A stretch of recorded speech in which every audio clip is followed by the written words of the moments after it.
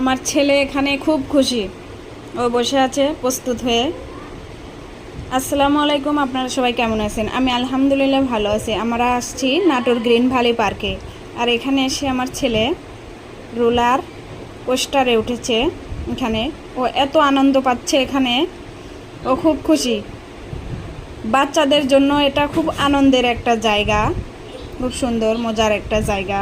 এখানে খুব সুন্দর সুন্দর আলাদা আলাদা জায়গা আছে।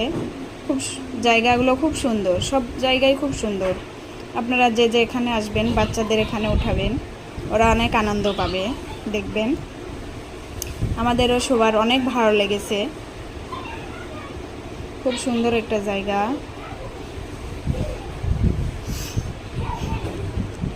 সবাই ভালো থাকবেন। আল্লাহ হাফেজ।